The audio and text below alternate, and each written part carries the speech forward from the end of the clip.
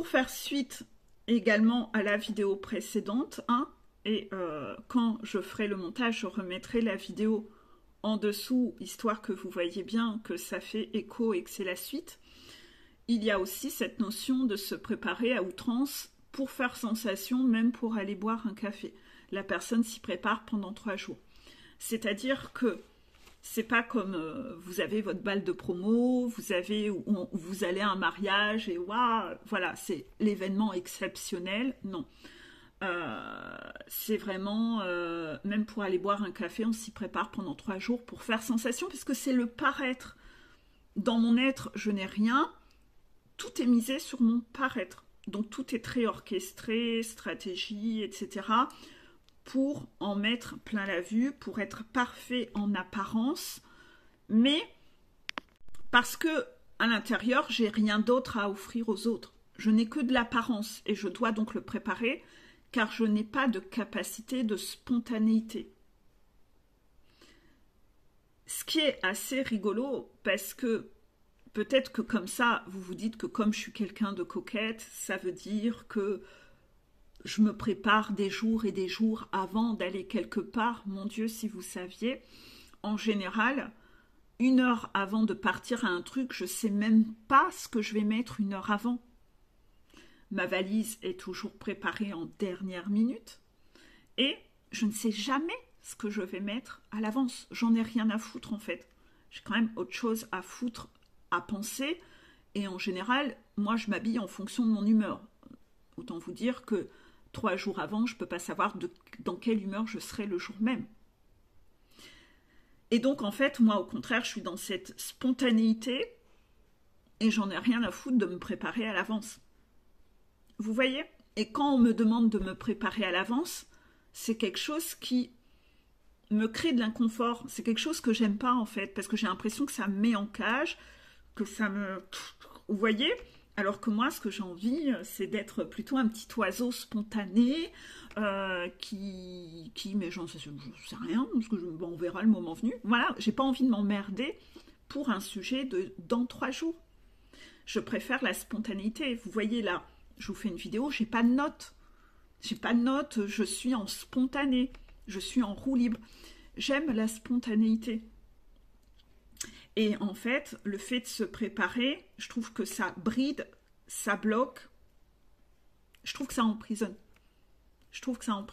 J'aime pas ça. En fait, j'aime pas ça. Voilà. Donc, ces gens-là, eux, ils sont toujours dans... Tout est calculé, stratégie, il faut se préparer pour être parfait. Tous ces mécanismes que j'ai énumérés sur ces points-là sont des mécanismes rigides.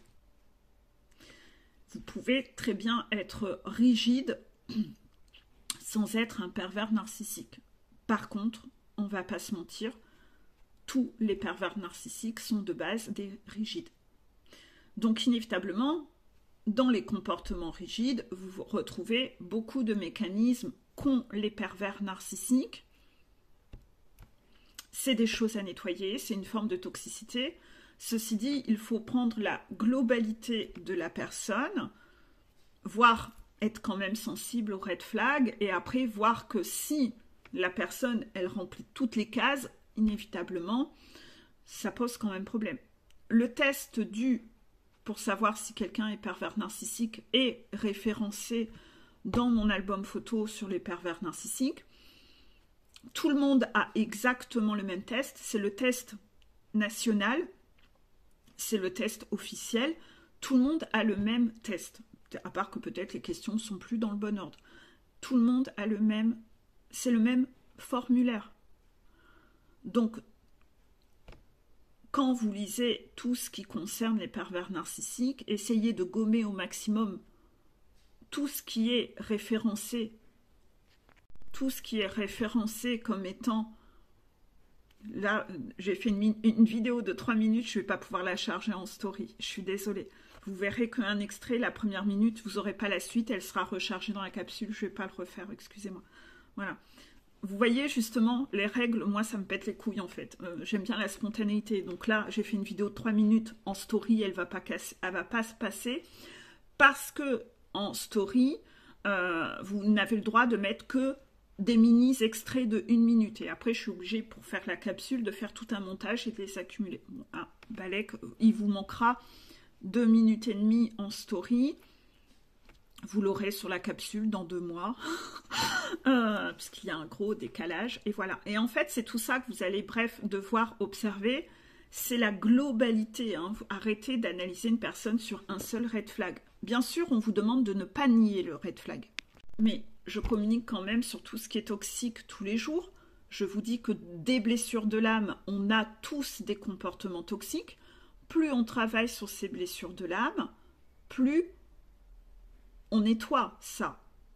Mais un pervers narcissique, lui, ne travaille pas sur lui. Il travaille que sur son apparence.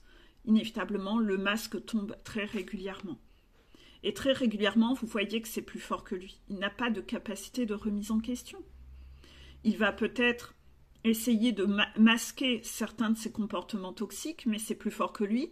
Tous ces comportements toxiques explosent à la vue. Et il y a des moments où il ne les maîtrise pas du tout, du tout, du tout. Et souvent, il ne les maîtrise pas quand il n'obtient pas ce qu'il veut. Il est tellement frustré de ne pas avoir ce qu'il veut que là, son masque tombe. Et c'est là où vous repérez les mécanismes toxiques d'une personne. Et vous pouvez déjà le constater hein, quand vous êtes un parent trop permissif avec les enfants et que vous les avez trop éduqués en mode princesse, petit roi.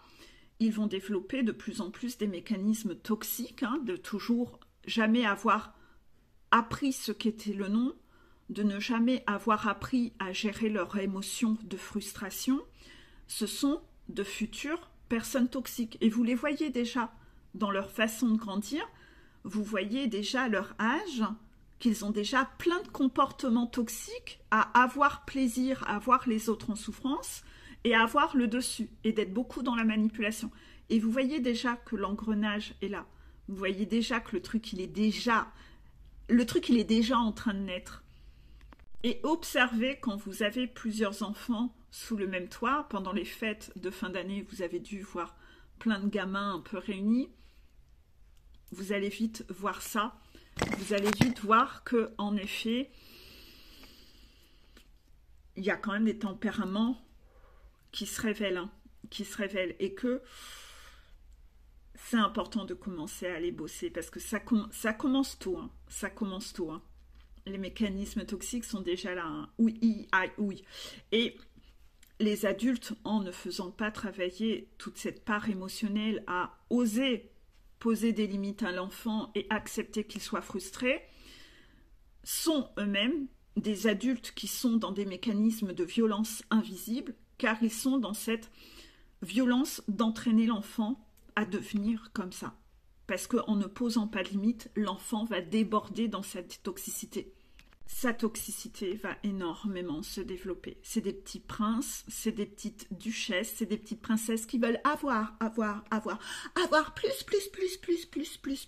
Moi, je veux plus. Et puis, vous le voyez dans le regard, le côté fourbe, le côté où ça pétille déjà dans le regard de voir quelqu'un en souffrance, que ça pétille déjà dans le regard, donc de voir un autre enfant en souffrance, hein, d'avoir le dessus, de le martyriser un peu, de le malmener, de se moquer de lui. Mais aussi, vous voyez déjà dans son regard cette lueur où il a plaisir à avoir le pouvoir et à manipuler les gens. C'est déjà un trophée pour lui. J'ai réussi à manipuler l'adulte. Je suis le plus fort. Vous voyez, il y a déjà toute cette notion-là. Et mon Dieu, ça fait saigner les yeux et c'est laid. Hein, c'est extrêmement laid. Mais que voulez-vous, hein, chacun paiera les conséquences de ce non-investissement et d'avoir été abandonniste dans l'éducation et chacun devra en payer les frais à un moment. Hein. Mais en tout cas, ça c'est de la violence invisible. De créer des futures personnes toxiques, voilà, et de créer des princesses et des petits princes comme ça, parce que quand vous voyez déjà commencer enfant, ben, vous imaginez même pas comment ça va se développer par la suite. Hein. Oh putain. Donc voilà, apprendre à être fier, oui, mais créer un ego démesuré chez certains enfants, ça non, hein, parce qu'il y a des enfants, ils se prennent pour les rois du pétrole déjà, tout pitchouna, et ça... scellé. Méfiez-vous, parce que souvent, le problème n'est pas que chez les parents.